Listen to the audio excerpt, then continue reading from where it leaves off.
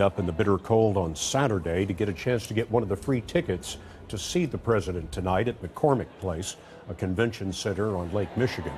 Later, those tickets were being scalped for as much as $5,000. Vice President Biden and other current and former members of the administration will be there tonight. Mr. Obama said the speech will be a chance to, in his words, say thank you for this amazing journey. John Dickerson of Face the Nation is with us tonight. John, what are you expecting? Well, it's a bookend not only to the Obama presidency, but also to his political journey. He will talk about, in the parts of the speech that have been released already, he'll talk about going to Chicago in his early 20s and learning an important lesson about the power of citizen activism, that ordinary people can change their lives. And in looking at those passages that have been released, they look like they could be lifted from his announcement in 2007, even that famous speech he gave in 2004 at the Democratic Convention. That's a validation of his theory of governing, but it's also something he's worried about, which is that those values are in danger in the age of Donald Trump. And the President of the United States is being introduced now at McCormick Place in Chicago. Let's listen in.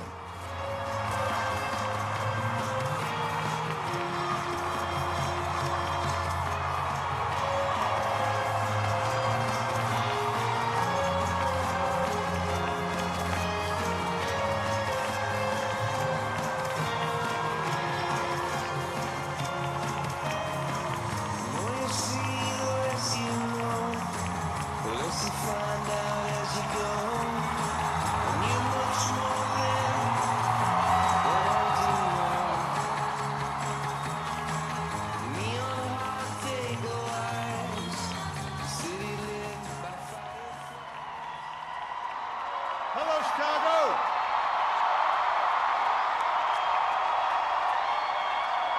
It's good to be home.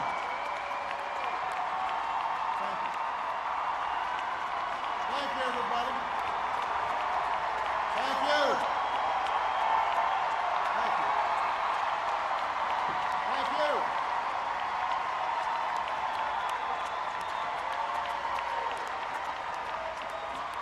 Thank you so much. Thank you. Thank you.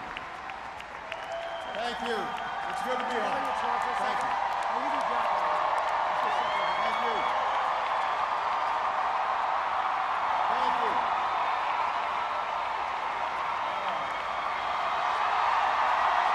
Thank you.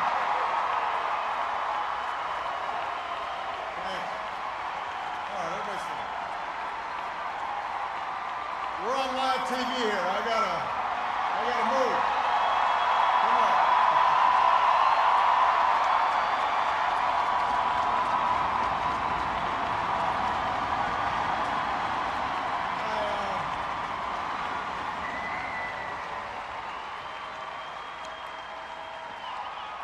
You can tell that I'm.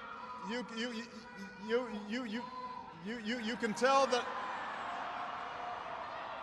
can tell that I'm a lame duck because nobody's following instructions. Everybody have a seat.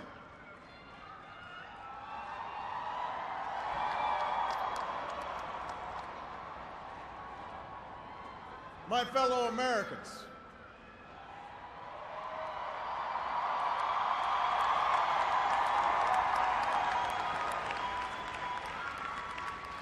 Michelle and I have been so touched by all the well wishes that we've received over the past few weeks.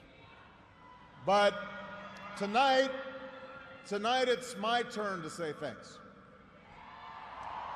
Whether we have seen eye to eye or rarely agreed at all, my conversations with you, the American people, in living rooms and in schools, at farms, on factory floors, at diners, and on distant military outposts. Those conversations are what have kept me honest and kept me inspired and kept me going. And every day I have learned from you. You made me a better president, and you made me a better man. So I first came to Chicago when I was in my early 20s. And I was still trying to figure out who I was, still searching for a purpose in my life. And it was the neighborhood not far from here where I began working with church groups in the shadows of closed steel mills. It was on these streets where I witnessed the power of faith and the quiet dignity of working people in the face of struggle and loss. I can't do that.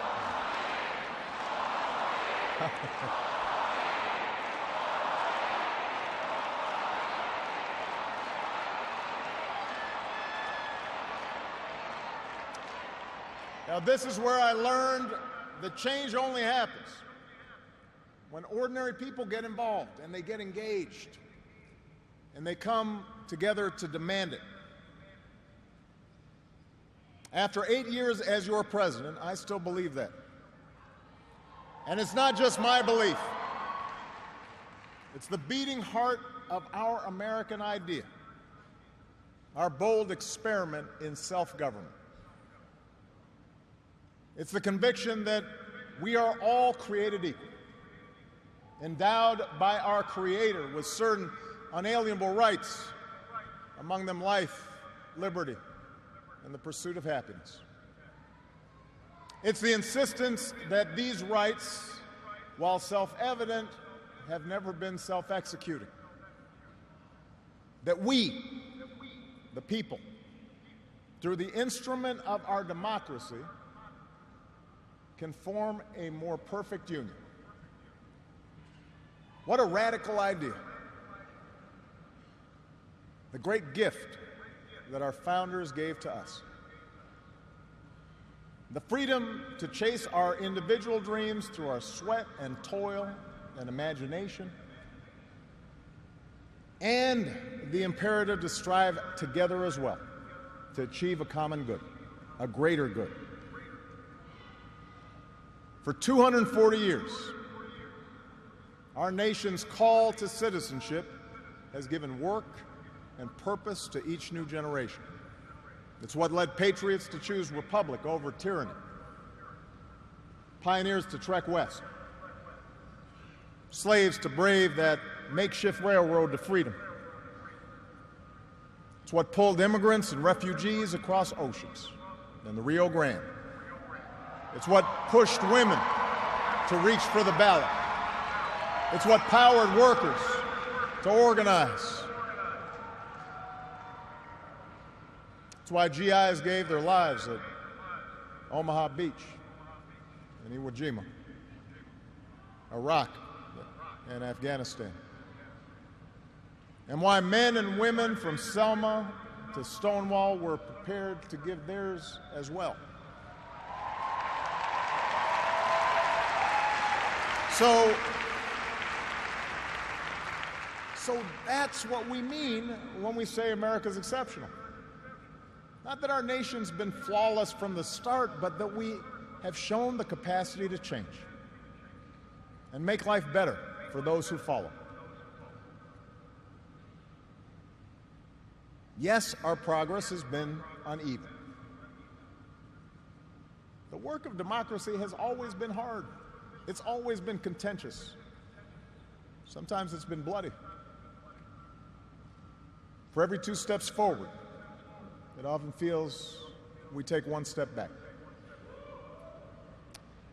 But the long sweep of America has been defined by forward motion, a constant widening of our founding creed to embrace all and not just some.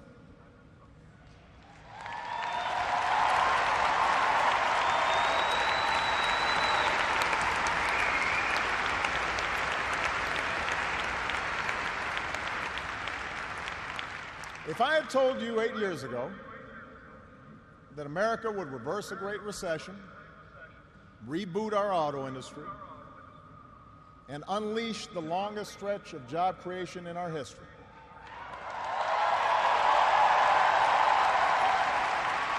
if I had told you that we would open up a new chapter with the Cuban people, shut down Iran's nuclear weapons program without firing a shot, take out the mastermind of 9/11. If I had told you that we would win marriage equality and secure the right to health insurance for another 20 million of our fellow citizens,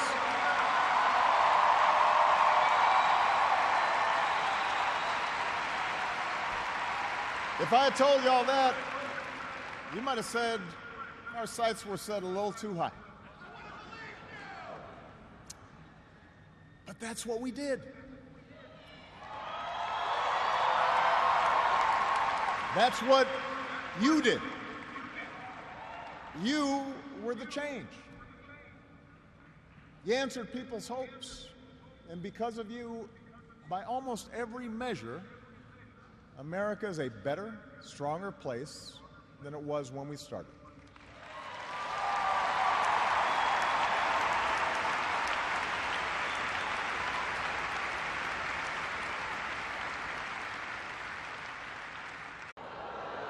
No.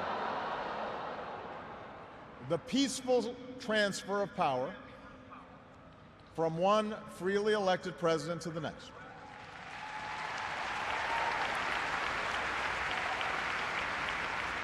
I committed to President-elect Trump that my administration would ensure the smoothest possible transition, just as President Bush did for me. Because it's up to all of us to make sure our government can help us meet the many challenges we still face. We have what we need to do so.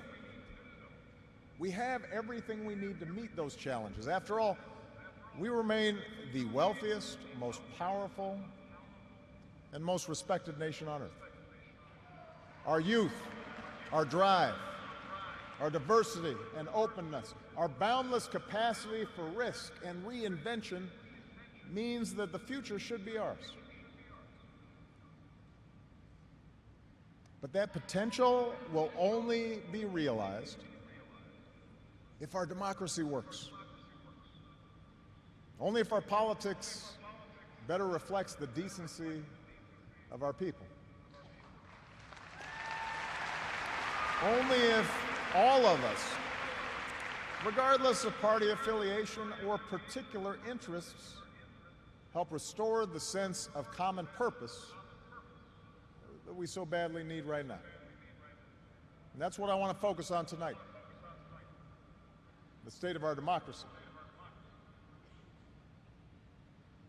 Understand, democracy does not require uniformity. Our founders argued, they quarreled, eventually they compromised. They expected us to do the same. But they knew that democracy does require a basic sense of solidarity.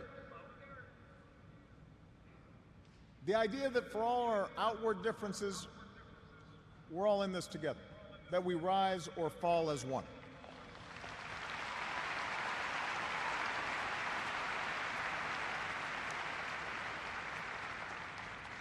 There have been moments throughout our history that threatened that solidarity. And the beginning of this century has been one of those times. A shrinking world, growing inequality, demographic change, and the specter of terrorism. These forces haven't just tested our security and our prosperity, but are testing our democracy as well. And how we meet these challenges to our democracy will determine our ability to educate our kids and create good jobs and protect our homeland. In other words, it will determine our future. To begin with, our democracy won't work without a sense that everyone has economic opportunity. And the good news is that today the economy is growing again. Wages, incomes, home values, and retirement accounts are all rising again. Poverty is falling again.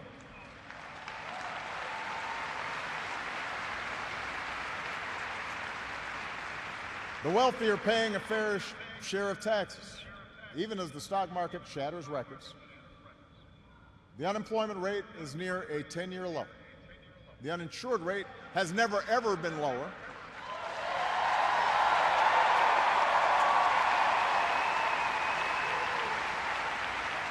Healthcare costs are rising at the slowest rate in 50 years.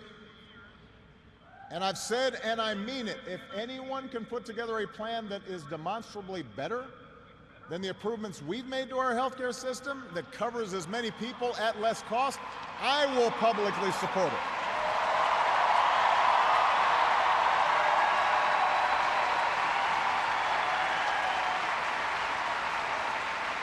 Because that, after all, is why we serve. Not to score points or take credit, but to make people's lives better. But for all the real progress that we've made, we know it's not enough. Our economy doesn't work as well or grow as fast when a few prosper at the expense of a growing middle class and ladders for folks who want to get into the middle class. That's the economic argument, but stark inequality is also corrosive to our democratic idea.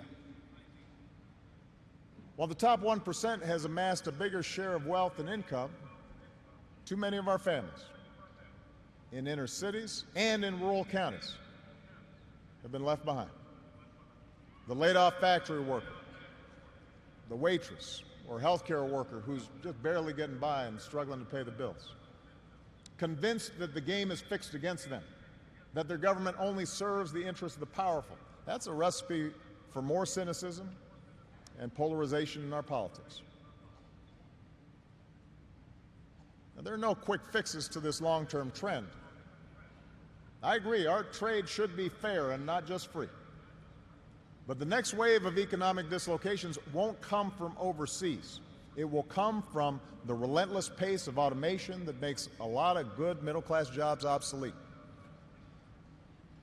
And so we're going to have to forge a new social compact to guarantee all our kids the education they need, to give workers the power to unionize for better wages, to update the social safety net to reflect the way we live now, and make more reforms to the tax code so corporations and individuals who reap the most from this new economy don't avoid their obligations to the country that's made their very success possible.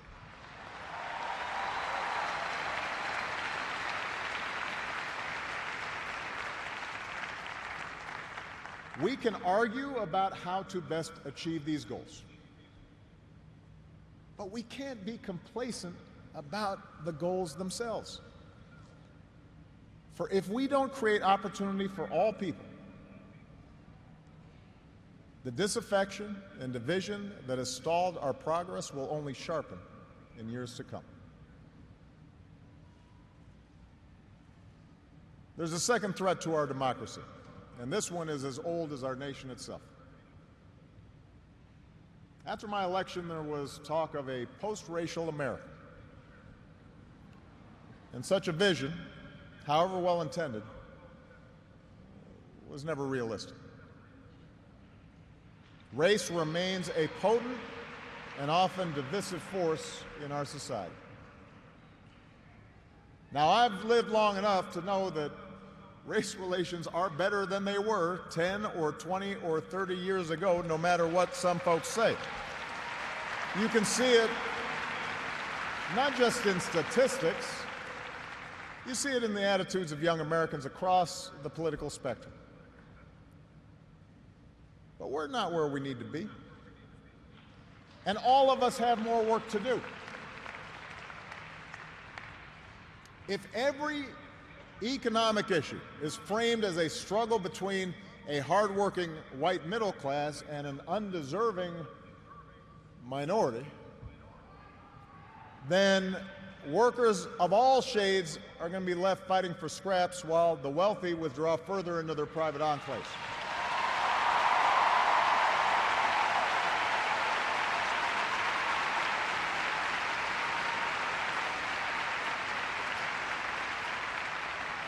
If we're unwilling to invest in the children of immigrants just because they don't look like us, we will diminish the prospects of our own children, because those brown kids will represent a larger and larger share of America's workforce.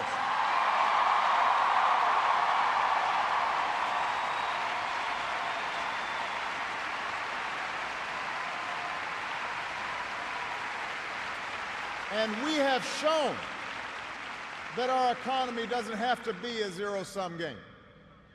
Last year, incomes rose for all races, all age groups, for men and for women. So if we're going to be serious about race going forward, we need to uphold laws against discrimination in hiring and in housing and in education and in the criminal justice system. That is what our Constitution and our highest ideals require.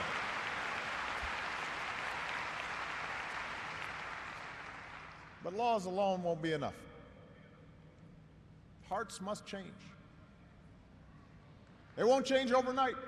Social attitudes oftentimes take generations to change. But if our democracy is to work the way it should in this increasingly diverse nation, then each one of us need to try to heed the advice of a great character in American fiction, Atticus Finch, who said, "You never really understand a person until you consider things from his point of view, until you climb into his skin and walk around in it." For blacks and other minority groups, that means tying our own very real struggles for justice to the challenges that a lot of people in this country face. Not only the refugee or the immigrant or the rural poor or the transgender American, but also the middle-aged white guy who, from the outside, may seem like he's got advantages, but has seen his world upended by economic and cultural and technological change. We have to pay attention and listen.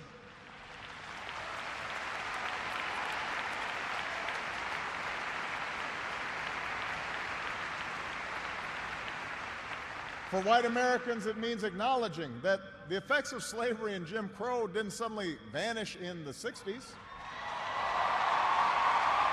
That when minority groups voice discontent, they're not just engaging in reverse racism or practicing political correctness. When they wage peaceful protest, they're not demanding special treatment, but the equal treatment that our founders promised.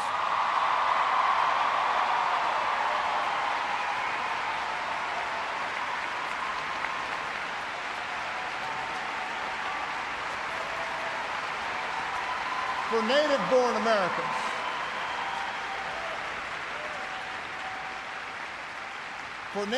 Americans, it means reminding ourselves that the stereotypes about immigrants today were said almost word for word about the Irish and Italians and Poles, who it was said were going to destroy the fundamental character of America. And as it turned out, America wasn't weakened by the presence of these newcomers. These newcomers embraced this nation's creed, and this nation was strengthened. So, regardless of the station that we occupy, we all have to try harder. We all have to start with the premise that each of our fellow citizens loves this country just as much as we do, that they value hard work and family just like we do, that their children are just as curious and hopeful and worthy of love as our own.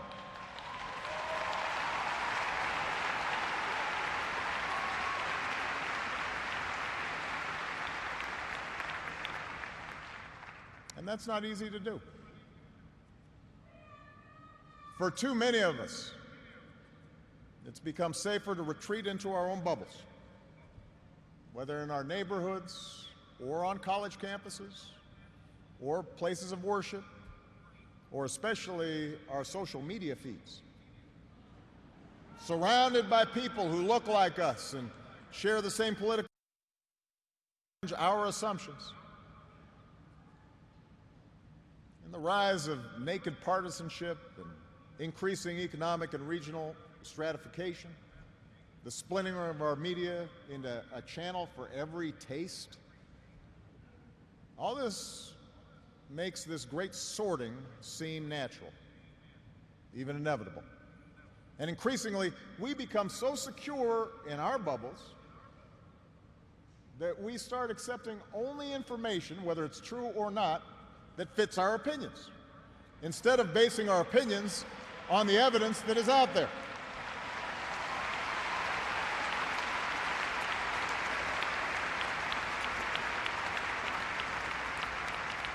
And this trend represents a third threat to our democracy. Look, politics is a battle of ideas. That's how our democracy was designed. In the course of a healthy debate, we prioritize different goals and the different means of reaching them. But without some common baseline of facts, without a willingness to admit new information and concede that your opponent might be making a fair point and that science and reason matter, then we're going to keep talking past each other, and we'll make common ground and compromise impossible.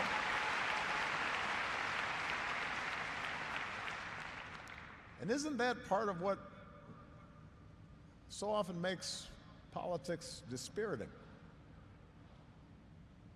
How can elected officials rage about deficits when we propose to spend money on preschool for kids, but not when we're cutting taxes for corporations? How do we excuse ethical lapses in our own party, but pounce when the other party does the same thing?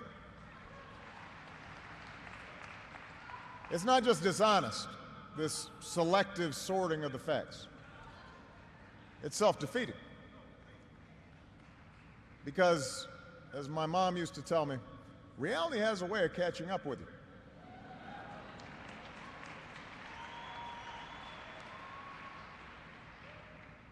Take the challenge of climate change. In just 8 years, we've halved our dependence on foreign oil. We've doubled our renewable energy. We've led the world to an agreement that has the promise to save this planet.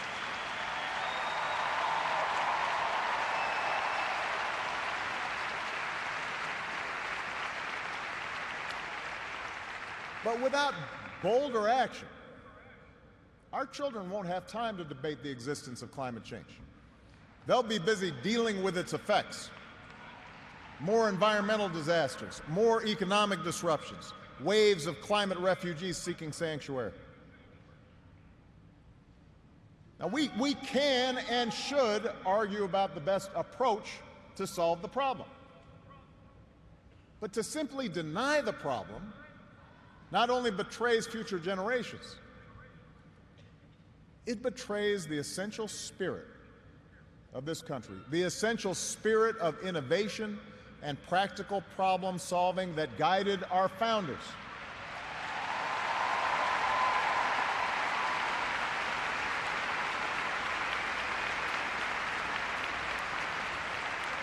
It is that spirit born of the Enlightenment that made us an economic powerhouse. The spirit that took flight at Kitty Hawk and Cape Canaveral. The spirit that cures disease and put a computer in every pocket. It's that spirit, a faith in reason and enterprise and the primacy of right over might that allowed us to resist the lure of fascism and tyranny during the Great Depression, that allowed us to build a post-World War II order with other democracies, an order based not just on military power or national affiliations, but built on principles: the rule of law, human rights, freedom of religion and speech and assembly, and an independent press.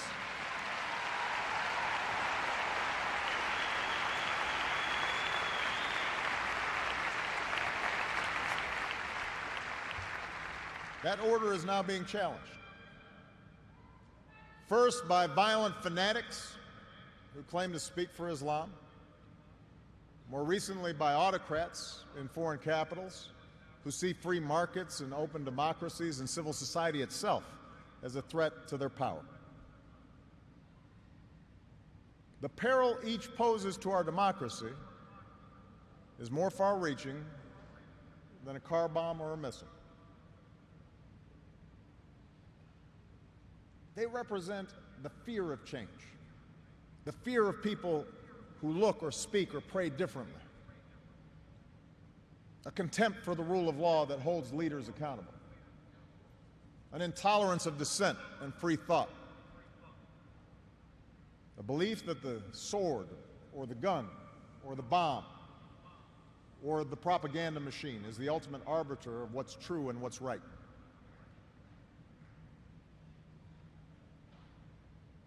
Because of the extraordinary courage of our men and women in uniform, because of our intelligence officers and law enforcement and diplomats who support our troops,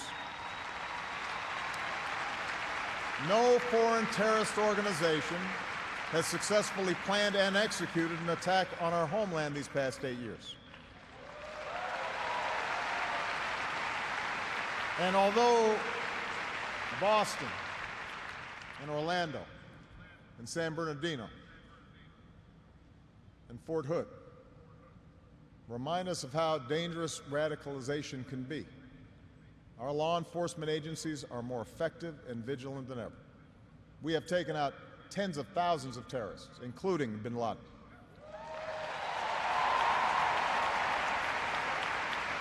The global coalition we're leading against ISIL has taken out their leaders and taken away about half their territory. ISIL will be destroyed, and no one who threatens America will ever be safe. And to all who serve or have served, it has been the honor of my lifetime to be your commander-in-chief. And we all owe you a deep debt of gratitude.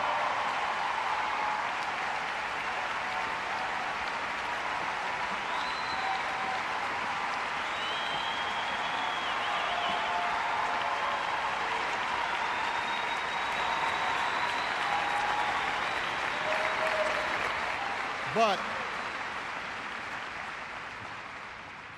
protecting our way of life, that's not just the job of our military.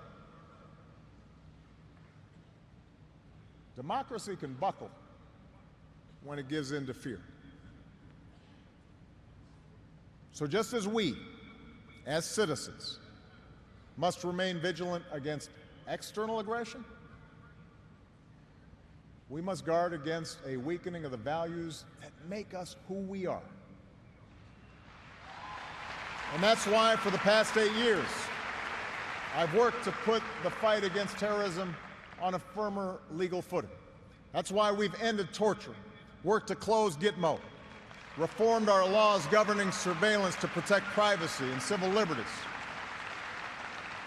That's why I reject discrimination against Muslim Americans, who are just as patriotic as we are.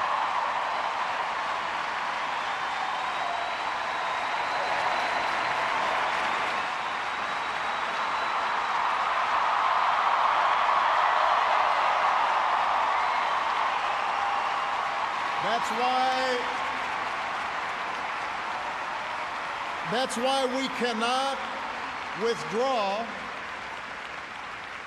That's why we cannot withdraw from big global fights to expand democracy and human rights and women's rights and LGBT rights.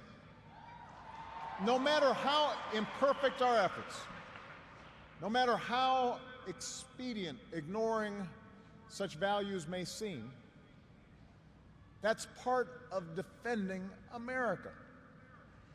For the fight against extremism and intolerance and sectarianism and chauvinism are of a piece with the fight against authoritarianism and nationalist aggression.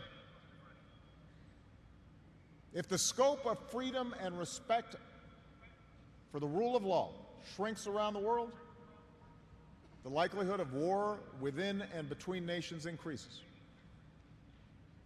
and our own freedoms will eventually be threatened. So let's be vigilant, but not afraid. ISIL will try to kill innocent people,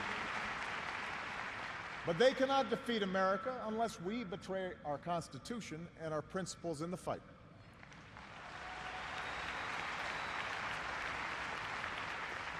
Rivals like Russia or China cannot match our influence around the world unless we give up what we stand for and turn ourselves into just another big country that bullies smaller neighbors.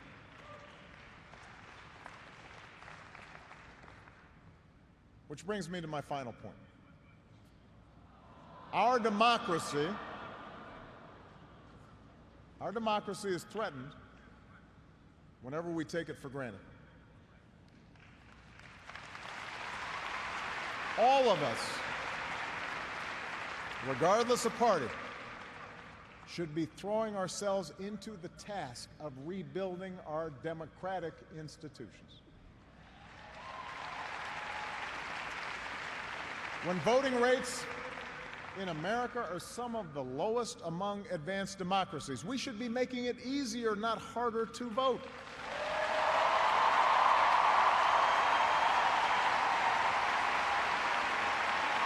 When trust in our institutions is low, we should reduce the corrosive influence of money in our politics and insist on the principles of transparency and ethics in public service. When Congress is dysfunctional, we should draw our congressional districts to encourage politicians to cater to common sense and not rigid extremes.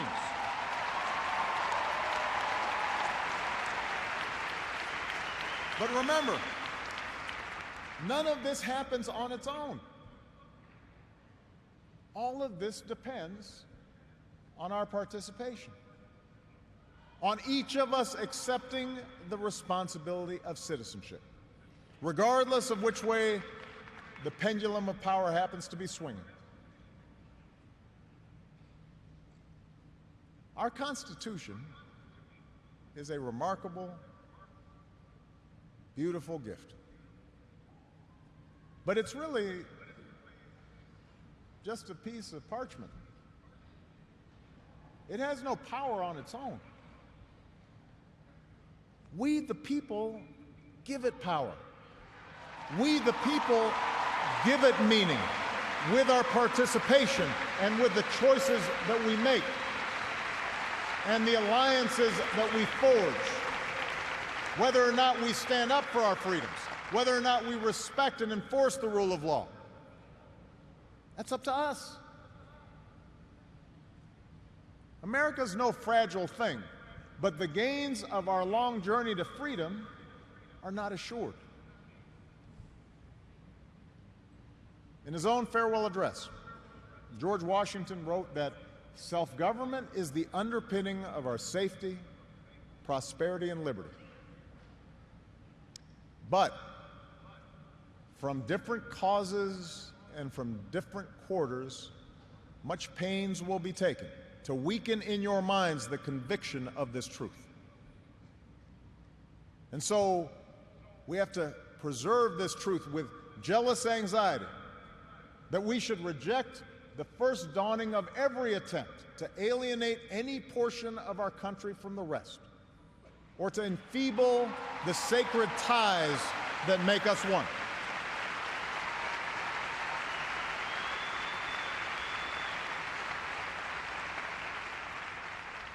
America, we weaken those ties when we allow our political dialogue to become so corrosive that people of good character aren't even willing to enter into public service.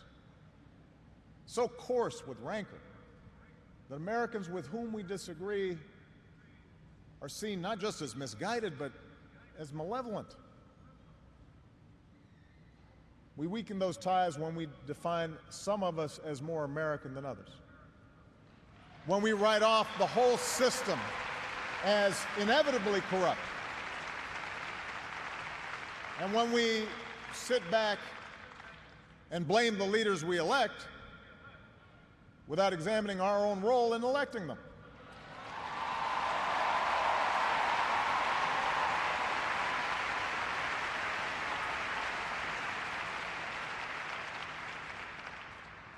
It falls to each of us to be those anxious, jealous guardians of our democracy, to embrace the joyous task we've been given, to continually try to improve this great nation of ours. Because for all our outward differences, we in fact all share the same proud title, the most important office in a democracy: citizen.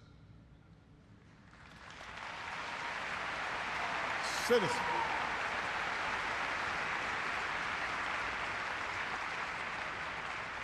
So you see, that's what our democracy demands.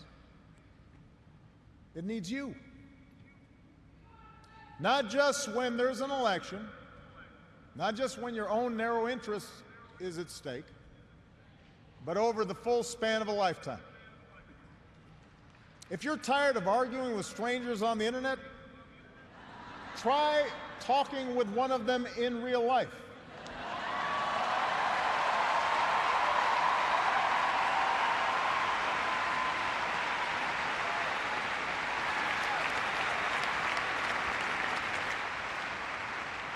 If something needs fixing, then lace up your shoes and do some organizing.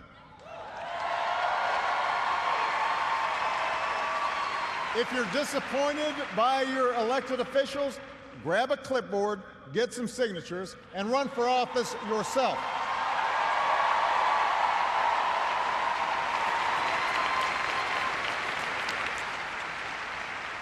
Show up. Dive in. Stay at it. Sometimes you'll win. Sometimes you'll lose. Presuming a reservoir of goodness in other people, that can be a risk. And there will be times when the process will disappoint you. But for those of us fortunate enough to have been part of this work and to see it up close, let me tell you, it can energize and inspire. And more often than not, your faith in America and in Americans will be confirmed. Mine sure has been. Over the course of these 8 years, I've seen the hopeful faces of young graduates and our newest military officers. I have mourned with grieving families, searching for answers, and found grace in Charleston Church. I've seen our scientists help a paralyzed man regain his sense of touch. I've seen wounded warriors who at points were given up for dead walk again. I've seen our doctors and volunteers rebuild after earthquakes and stop pandemics in their tracks. I've seen the youngest of children remind us through their actions and through their generosity of our obligations to care for refugees or work for peace. And above all, to look out for each other.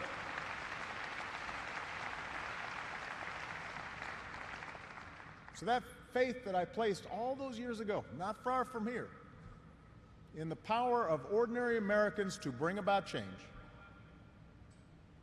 that faith has been rewarded in ways I could not have possibly imagined. And I hope your faith has too. Some of you here tonight or watching at home, you were there with us in 2004, in 2008, 2012.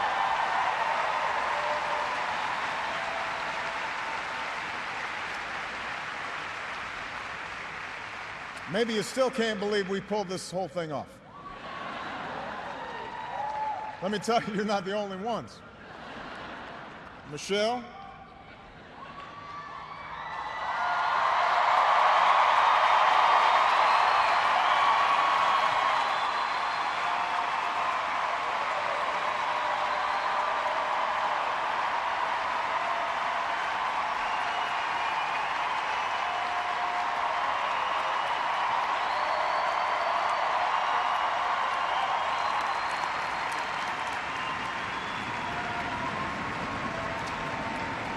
Michelle LaVaughn Robinson, girl of the South Side.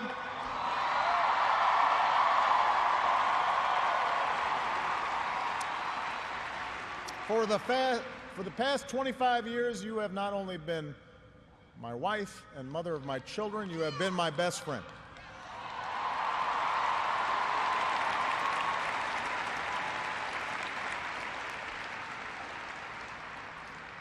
You took on a role you didn't ask for, and you made it your own, with grace and with grit and with style and good humor.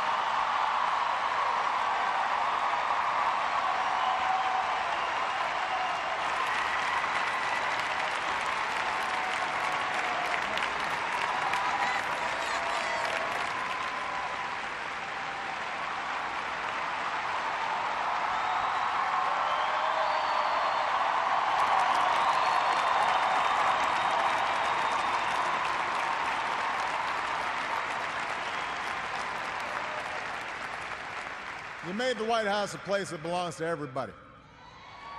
And a new generation sets its sights higher because it has you as a role model. So you have made me proud, and you have made the country proud.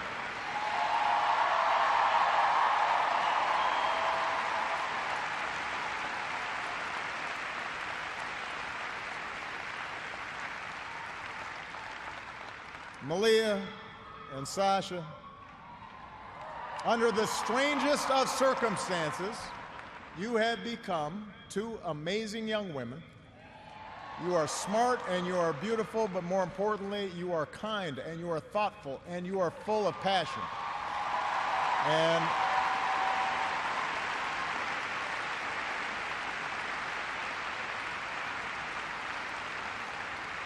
you wore the burden of years in the spotlight so easily.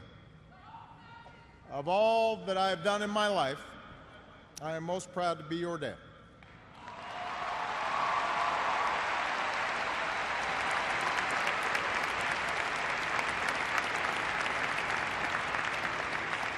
To Joe Biden,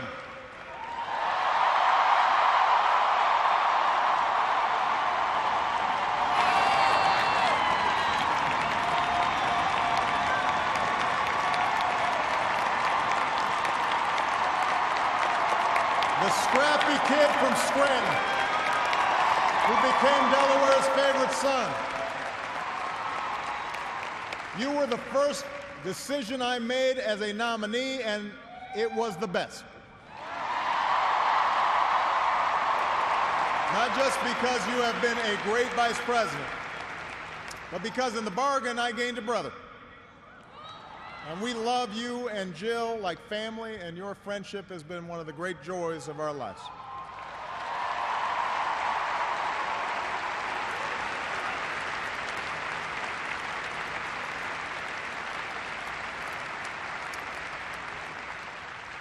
To my remarkable staff,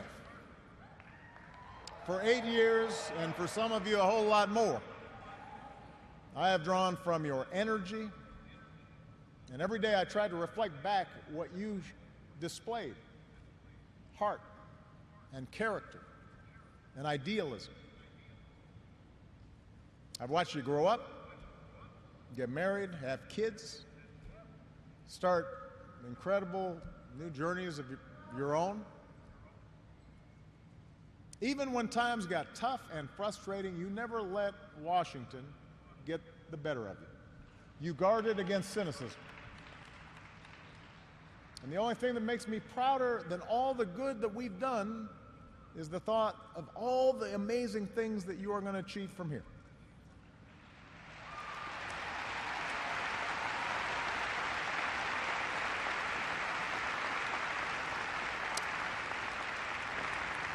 And to all of you out there, every organizer who moved to an unfamiliar town, every kind family who welcomed them in, every volunteer who knocked on doors, every young person who cast a ballot for the first time, every American who lived and breathed the hard work of change, you are the best supporters and organizers anybody could ever hope for, and I will be forever grateful.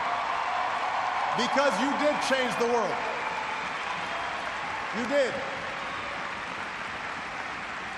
And that's why I leave this stage tonight even more optimistic about this country than when we started. Because I know our work has not only helped so many Americans, it has inspired so many Americans, especially so many young people out there, to believe that you can make a difference, to hitch your wagon to something bigger than yourselves. Let me tell you, this generation coming up, unselfish, altruistic, creative, patriotic, I've seen you in every corner of the country. You believe in a fair and just and inclusive America. You know that constant change has been America's hallmark, that it's not something to fear, but something to embrace. You are willing to carry this hard work of democracy forward. You'll soon outnumber all of us, and I believe as a result, the future is in good hands.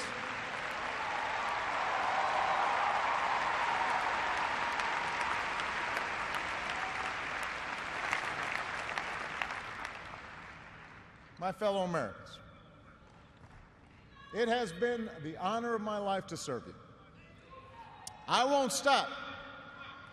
In fact, I will be right there with you as a citizen for all my remaining days. But for now, whether you are young or whether you're young at heart, I do have one final ask of you as your president. The same thing I asked when you took a chance on me 8 years ago. I'm asking you to believe, not in my ability to bring about change, but in yours. I'm asking you to hold fast to that faith written into our founding documents, that idea whispered by slaves and abolitionists, that spirit sung by immigrants and homesteaders and those who marched for justice, that creed reaffirmed by those who planted flags from foreign battlefields to the surface of the moon, a creed at the core of every American whose story is not yet written. Yes, we can. Yes, we did. Yes, we can. Thank you. God bless you. May God continue to bless the United States of America. Thank you.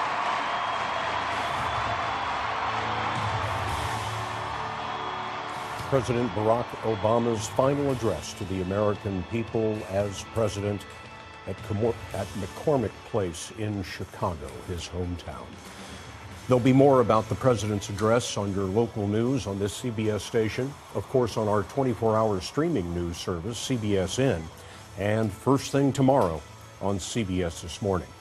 Also tomorrow, Donald Trump will hold his first news conference as president-elect. CBS News will bring that to you live at 11 a.m. Eastern Time. For now, most of the country, CBS primetime programming is coming right up. But for some of you in the West, we'll be right back with the CBS Evening News. I'm Scott Pelley, CBS News in New York. You won't believe what happens when Andrew Garfield joins Stephen. New Colbert tonight.